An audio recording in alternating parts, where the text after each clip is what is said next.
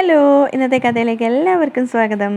അങ്ങനെ പ്രതീക്ഷിക്കാണ്ട് അനന്തപുരിയിലേക്ക് അനാമിക അച്ഛനെയും അമ്മയും കൂട്ടി വന്നതിൻ്റെ ഷോക്കിലാണ് നമ്മുടെ അനി ഉണ്ടായിരുന്നത്. അപ്പോഴേക്കും മുത്തശ്ശി എല്ലാവരോടായിട്ട് പറയുന്നുണ്ട്, ദാ ആ കൊച്ചിൻ്റെ അച്ഛനും അമ്മയാണെന്ന് തോന്നുന്നു, ഇനി ആരും അനാവശ്യമായിട്ടുള്ള കാര്യങ്ങൾ സംസാരിക്കരുത്. അപ്പോഴേക്കും ആദർശും നയനയും കൂടെ അവരെ സ്വീകരിക്കാൻ വേണ്ടി പുറത്തേക്ക് പോവുകയാണ്. അനാമിക അകത്തേക്ക് കയറിയിട്ട് അവർക്ക് രണ്ടുപേർക്കുമായിട്ട് ആദ്യം അച്ഛനും അമ്മയും പരിചയപ്പെടുത്തി കൊടുക്കുകയാണ്. ശേഷം അവരെയും കൂട്ടിക്കൊണ്ട് അകത്തേക്ക് പോകുന്ന സമയത്ത് അനിയുടെ ഉള്ളിങ്ങനെ പെടുകയാണ്. അതുപോലെ തന്നെയാണ് നന്ദുവിനും സങ്കടം സഹിക്കാൻ വയ്യാതെ അനിയത്തിനെ നോക്കി നിൽക്കുന്നുണ്ട്. പക്ഷെ അത് അനിയ അറിയുന്നുണ്ടായിരുന്നില്ല. നന്ദുവിൻ്റെ മുഖം കാണുമ്പോൾ തന്നെ നമുക്കറിയാം എത്രത്തോളം അനിയെ സ്നേഹിക്കുന്നുണ്ട് എന്നുള്ളത്. അപ്പോഴേക്കും നയനയും ആദർശും കൂടെ അവരെല്ലാവരെയും കൂട്ടി അകത്തേക്ക് എത്തുന്ന ശേഷം എല്ലാവരെയും പരസ്പരം പരിചയപ്പെടുത്തുകയാണ്. അച്ഛനും അമ്മേനെയൊക്കെ എല്ലാവർക്കും പരിചയപ്പെടുത്തി കൊടുക്കുകയൊക്കെ ചെയ്യുകയാണ്. അങ്ങനെ ഇരുന്നതിന് ശേഷം അനാമികയുടെ അച്ഛൻ പറയുന്നുണ്ട്, കുറേ ദിവസമായിട്ട് മോൾ ഇങ്ങോട്ടേക്ക് വരണമെന്ന് പറഞ്ഞുകൊണ്ടിരിക്കുകയാണ്, ഇന്നാണ് സമയമൊത്തത്. അപ്പോഴേക്കും നന്ദുവിൻ്റെ അടുത്തായിട്ട് ഇരിക്കുന്ന കനകയും ഗോവിന്ദനെയും കാണിച്ചുകൊണ്ട് അനാമിക ചോദിക്കുന്നുണ്ട്, അനി ഇവരൊക്കെ ആരാ? അപ്പോഴേക്കും അനി പരിചയപ്പെടുത്തി കൊടുക്കുകയാണ്, ഇത് ഏട്ടത്തിമാരുടെ അച്ഛനും അമ്മയോ. ഓ. അപ്പോഴേക്കും അനാമികയുടെ അച്ഛൻ പറയുന്നുണ്ട്, പിന്നെ ഞങ്ങൾ വന്നത് എന്തിനാണെന്നുള്ളത് അനി പറഞ്ഞു കാണുമല്ലോ അല്ലേ. അനി ഒന്നും പറയാതെ ആ ഒരു സാഡിൽ തന്നെ നിൽക്കുകയാണ്. നന്ദു ആണെങ്കിൽ കേൾക്കാൻ പോകുന്ന വാർത്തയുടെ ആ ഒരു ഷോക്ക് ആലോചിച്ചിട്ട് ടെൻഷൻ അടിച്ചിട്ട് നിൽക്കുകയാണ്. അപ്പോൾ എല്ലാവരും പരസ്പരം മുഖത്തോട് പോകാൻ നോക്കുന്നുണ്ട്, അനിയൊന്നും പ്രത്യേകിച്ച് പറഞ്ഞില്ലല്ലോ എന്ന ഭാവത്തിൽ. അപ്പോഴേക്കും ആദർശ് പറയുന്നുണ്ട്, ഇല്ല ഞങ്ങളോടൊന്നും പറഞ്ഞിട്ടില്ലല്ലോ. അപ്പോഴേക്കും അനാമിക ആദർശിനെ നോക്കും. എന്നിട്ട് പെട്ടെന്ന് തന്നെ അനിയനോട് പറയുന്നുണ്ട്, കുറച്ചൊരു ദേഷ്യത്തോടു കൂടിയാണ് പറയുന്നത്, ഞാൻ അനിയോട് പറഞ്ഞിട്ടുള്ളതല്ലേ വീട്ടിൽ കാര്യം അവതരിപ്പിക്കണമെന്ന്, എന്നിട്ട് എന്താ ഒന്നും പറയാതിരുന്നേ. അപ്പോഴേക്കും മൂർത്തി അങ്ങോട്ടേക്ക് വരുന്നുണ്ട്. എല്ലാവരും മൂർത്തിയെ കണ്ട ഒരു ബഹുമാനത്തിൽ എഴുന്നേറ്റ് നിൽക്കുകയാണ്. മൂർത്തി നേരെ വന്നിട്ട് അനിയോടാണ് ചോദിച്ചത്, അതെന്താ മോനെ, ഒരു പെൺകുട്ടി പറഞ്ഞ കാര്യം ഒരു ആൺകുട്ടിയായിട്ട് പോലും നീ ഞങ്ങളോട് ആരോടും പറയാതിരുന്നത്. അപ്പോഴേക്കും അനാമികയുടെ അച്ഛൻ അനിയെ സമാധാനിപ്പിക്കാൻ വേണ്ടി പറയുന്നുണ്ട്, ചിലപ്പോൾ എനിക്കത് പറയാൻ ചെറിയൊരു നാണക്കേടും വിഷമമൊക്കെ ഉണ്ടാവുമായിരിക്കും. ഇപ്പോഴത്തെ പെൺകുട്ടികളെക്കാളും നാണക്കാരല്ലേ ആൺകുട്ടികൾ.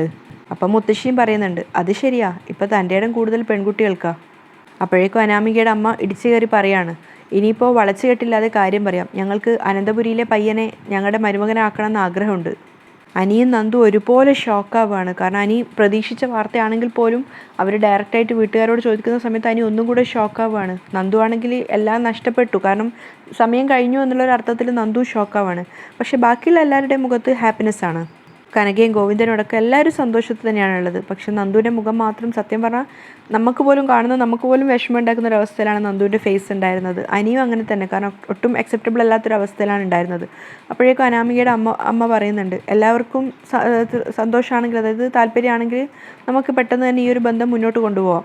അപ്പോൾ അനാമികയുടെ അച്ഛനും പറയുന്നുണ്ട്, ഈ പ്രപ്പോസൽ ആദ്യമായിട്ട് മുമ്പിൽ വെക്കുന്നത് എൻ്റെ മോള് തന്നെയാണ്, അനിയോട് പറഞ്ഞതും മോള് തന്നെയാണ്. അപ്പോഴേക്കും അനാമിക ഇടിച്ചു കയറി പറയുന്നുണ്ട്, കേട്ടോ മുത്തശ്ശ, ഞാനൊരു കല്യാണ പ്രപ്പോസൽ ലെറ്റർ പോലെ തയ്യാറാക്കിയിട്ടാണ് അനിയോട് എനിക്ക് കല്യാണം കഴിക്കാൻ താല്പര്യമുണ്ടെന്ന് പറഞ്ഞത്.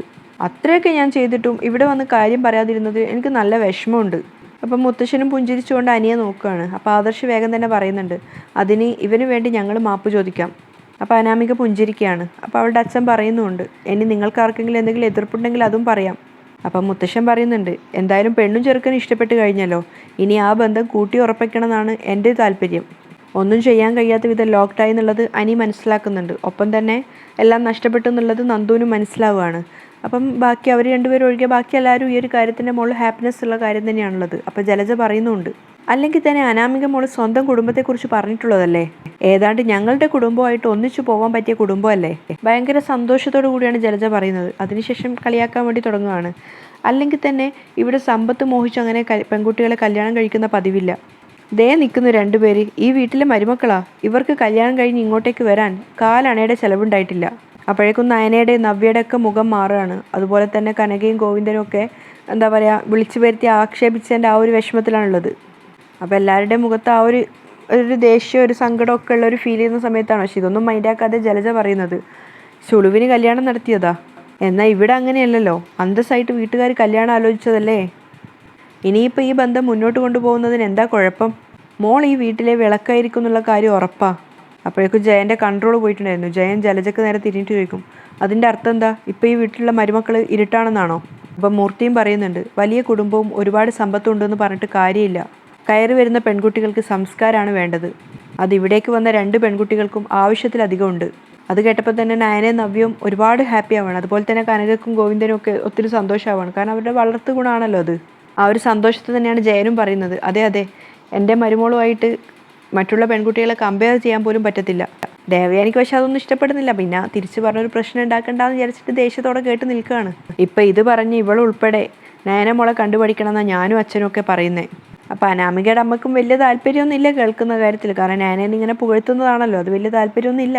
പിന്നെ തിരിഞ്ഞൊരു വലിയ താല്പര്യമില്ലാത്ത മട്ടിൽ നയനയെ നോക്കുന്നുണ്ട്. അപ്പം മുത്തശ്ശി അനാമികയോട് പറയുന്നുണ്ട്, മോള് വന്നു കഴിഞ്ഞാൽ മോളും നയന മോളെ അനുകരിക്കുന്നത് നന്നായിരിക്കും. അപ്പം അനാമികയും പുഞ്ചിരിച്ചുകൊണ്ട് തലയാട്ടുകയാണ്. അപ്പം മുത്തശ്ശൻ പറയുന്നുണ്ട്, ഈ വീടിൻ്റെ ഇപ്പോഴത്തെ എല്ലാ ഐശ്വര്യവും നയന മോളാ. നയന അത് കേട്ട് സന്തോഷത്തോടു കൂടി ആദർശനെ നോക്കുകയാണ്. അപ്പം മൂർത്തി തിരിഞ്ഞിട്ട് ഗോവിന്ദന് നേരെ തിരിഞ്ഞിട്ട് പറയാണ്, അത് ഞാൻ എവിടെയും വെട്ടിത്തുറന്ന് പറയും. അപ്പം കനകക്ക് ഒത്തിരി സന്തോഷമാവാണ്.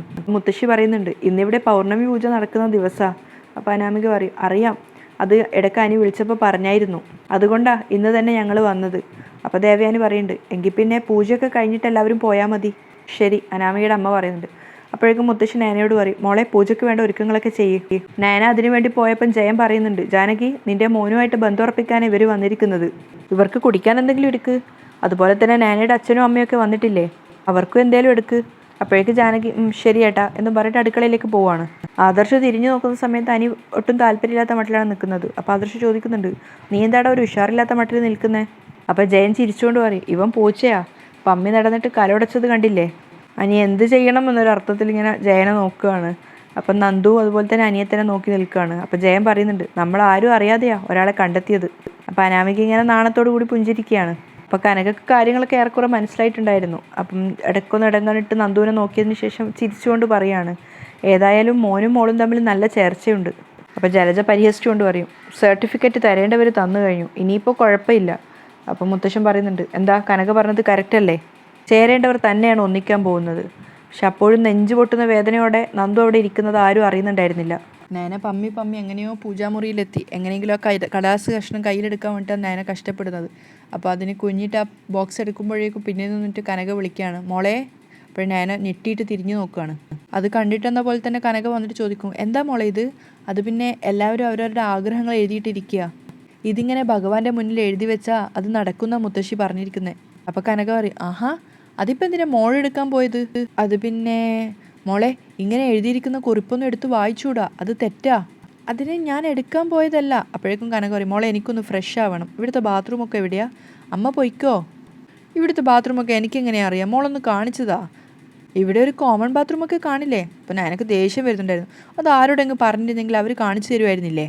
അപ്പോൾ കനകയും പറയും, മോളൊന്ന് വന്ന് കാണിച്ചതാ, ഇത് മറ്റുള്ളവരോടൊക്കെ പറയാൻ ബുദ്ധിമുട്ടാ. അപ്പം ഞാനും പറയും, ഈ അമ്മയുടെ ഒരു കാര്യം, അല്ലെങ്കിൽ മറ്റുള്ള കാര്യങ്ങളൊക്കെ സംസാരിക്കാൻ 100 നാവാ, ആരോടും എന്തും പറയും, ഇവിടെ വരുമ്പോൾ മാത്രം സംസാരശേഷി അങ്ങ് പോകും.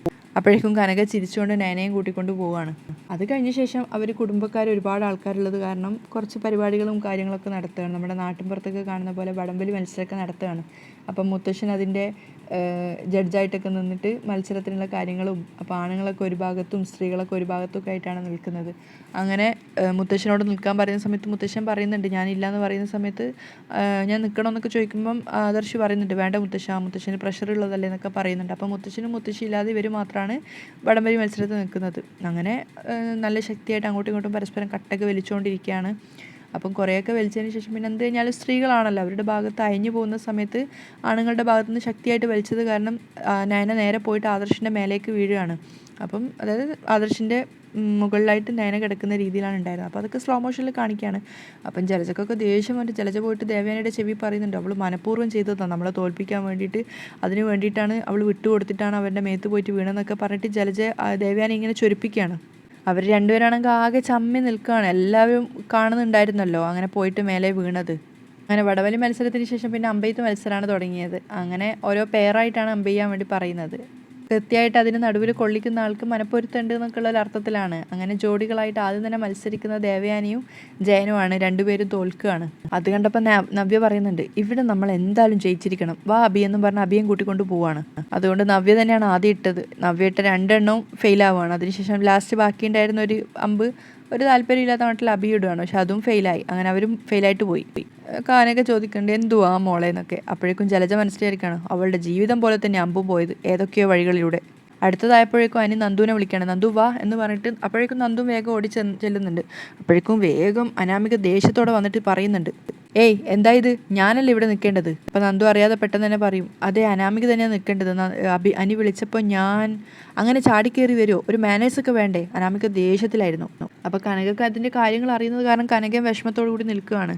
ഗോവിന്ദനും ഒക്കെ സങ്കടമാവുന്നുണ്ട്. അപ്പം നന്ദു ക്വിറ്റ് ചെയ്യുന്നുണ്ട്, അവിടുന്ന് പിൻവാങ്ങിയിട്ട് പോവുകയാണ്.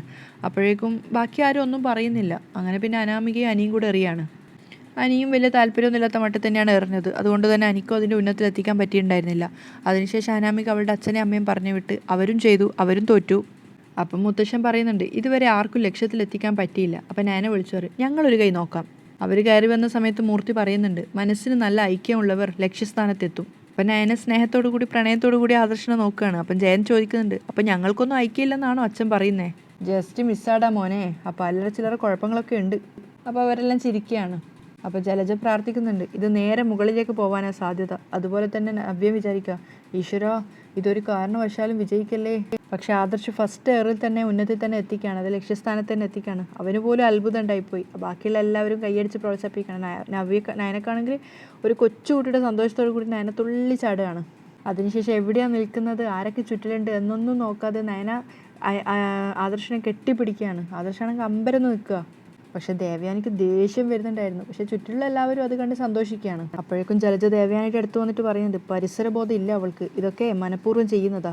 പെട്ടെന്ന് തന്നെ ആദർശ് നയനേനെ പിടിച്ച് മാറ്റുകയാണ്. എന്നിട്ട് എല്ലാവരും നോക്കുന്ന സമയത്ത് നയനക്കും അബദ്ധം മനസ്സിലായി, എല്ലാവരും ചുറ്റിലുണ്ട് എന്നുള്ളത്. വേഗം തന്നെ നയന പറയും, സോറി ഞാൻ പെട്ടെന്നുള്ളൊരു സന്തോഷത്തിൽ.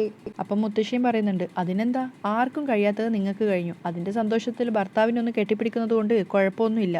അപ്പം മുത്തശ്ശൻ പറയാണ്, അതെ അതെ കലാപരിപാടികൾ തീർന്നിട്ടില്ല, അതിനു മുമ്പ് ഒരു ഷോർട്ട് ബ്രേക്ക്. ശേഷം എല്ലാവരും വീട്ടിനകത്തേക്ക് പോവുകയാണ്. അപ്പോഴേക്കും കനകയും ഗോവിന്ദനും നയനെ സന്തോഷത്തോടു കൂടി ചേർത്ത് പിടിക്കുകയാണ്. മോളെ, മുത്തശ്ശൻ പറഞ്ഞത് കേട്ടില്ലേ, മനസ്സിന് ഐക്യമുള്ളവർക്ക് ലക്ഷ്യസ്ഥാനം തെറ്റില്ല എന്ന്. അത് ശരിയാ മോളെ, നിങ്ങൾ തമ്മിൽ വല്ലാത്തൊരു മനപ്പൊരുത്താ അല്ലേ ഗോവിന്ദേട്ടാ? അതെ അതെ, ആദർശ് പുറമേ സ്നേഹം കാണിക്കില്ലെങ്കിലും മോൻ്റെ ഉള്ളിൽ ശുദ്ധ. ശരിക്കും ആനന്ദമൂർത്തി സാറിൻ്റെ സ്വഭാവമാണ് ആദർശെന്ന് എല്ലാവരും പറയാറില്ലേ, അത് ഇതുകൊണ്ടാ. മോന് സ്നേഹം ഹൃദയത്തിലാ. എന്നാൽ അബിക്ക് അതില്ല കേട്ടോ, അതുകൊണ്ട് അവർ ചെയ്ത അമ്പ് ലക്ഷ്യം കാണാതെ പോയത്. അപ്പോൾ കനകയെ സങ്കടത്തോടെ പറയാണ്, അതാണ് എൻ്റെയും വേദന. ഇനി അവർക്കൊരു കുഞ്ഞൊക്കെ ജനിക്കുമ്പോഴേക്കും എല്ലാം ശരിയാവുമായിരിക്കും അല്ലേ മോളെ എന്ന് ചോദിച്ചിട്ട് നയനയോട് ചോദിക്കുമ്പോഴത്തേക്കും നയന പതറുകയാണ്. എന്നിട്ട് അവൾ പറയുന്നുണ്ട്, ഇപ്പോൾ പെണ്ണിനെ കുറച്ച് വയറൊക്കെ വെച്ചിട്ടുണ്ട് ഗോവിന്ദേട്ടാ, ശ്രദ്ധിച്ചില്ലേ? അപ്പോൾ അയാളും പറയും, ഞാനും കണ്ടായിരുന്നു, അതുകൊണ്ട് കുറച്ചൊക്കെ സൂക്ഷിക്കാൻ പറയണം. ദേ മോളെ നോക്കിക്കോണേ. അച്ഛനും അമ്മയും വാ. അല്ല നന്ദു എവിടെ? അവൾ അകത്തോട്ട് പോയി കാണും, മോള് വാ. അല്ല അവൾക്കൊരു ഉഷാറില്ലല്ലോ. എന്നെ ചോദിക്കുന്ന സമയത്ത് കനക ഗോവിന്ദൻ്റെ മുഖത്തേക്ക് നോക്കുകയാണ്. നന്ദു ഭയങ്കര വിഷമത്തോടു കൂടിയാണ് അവിടെ ഉമ്മറത്തിരിക്കുന്നത്. അപ്പോഴേക്കും നയന അങ്ങോട്ടേക്ക് വരികയാണ് ഒരു തളികയും കൊണ്ട്. നന്ദു, നീ എന്തെങ്കിലും വിഷമിച്ച് മാറിയിരിക്കുന്നേ? ഏയ് ഒന്നുമില്ല ചേച്ചി. അങ്ങനെ ഒന്നുമില്ലാതിരിക്കില്ലല്ലോ, നീ എപ്പോഴും ആക്റ്റീവായിരിക്കുന്ന ആളല്ലേ. അപ്പം നന്ദു പറയുന്നുണ്ട്, ഈ വീട്ടിലേക്ക് വരുമ്പോൾ ഞാൻ ഒരിക്കലും ആക്റ്റീവ് ആവാറില്ലല്ലോ. അത് ശരിയാ, ഇവിടെയുള്ളവരുടെ സംസാരം നിനക്ക് ഇഷ്ടപ്പെടില്ല എന്ന് എനിക്കറിയാം. ഏതായാലും നീ ഒരു കാര്യം ചെയ്യ്, പൂജ നടക്കാൻ പോവല്ലേ, നീ ഇത് വെച്ചൊരു മാല കെട്ട്. ശരി ചേച്ചി എന്ന് പറഞ്ഞിട്ട് നന്ദു അത് എടുക്കുമ്പോഴേക്കും നയന ചോദിക്കുന്നുണ്ട്, നന്ദു നിനക്ക് വേറെ കുഴപ്പമൊന്നുമില്ലല്ലോ? ഏയ് ഒരു കുഴപ്പമില്ല ചേച്ചി, ഞാൻ അച്ഛനമ്മയോടും പറഞ്ഞതാ ഇങ്ങോട്ട് വരുന്നില്ല എന്ന്. അച്ഛനോടും അമ്മയോടും നിന്നെയും കൂട്ടി വരണമെന്നാ പറഞ്ഞത്.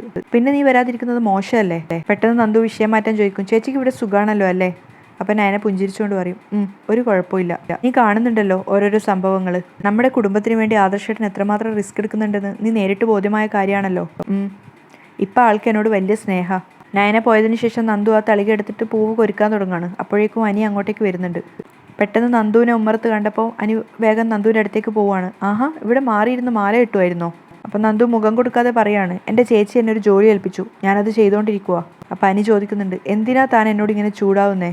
അപ്പം നന്ദു അനിയുടെ മുഖത്തേക്ക് നോക്കിയിട്ട് പറയും, ഞാൻ ചൂടായിട്ടൊന്നുമില്ല, ആരെ ശല്യം ചെയ്യാതെ ഒരിടത്തിരുന്ന് മാല കെട്ടുക.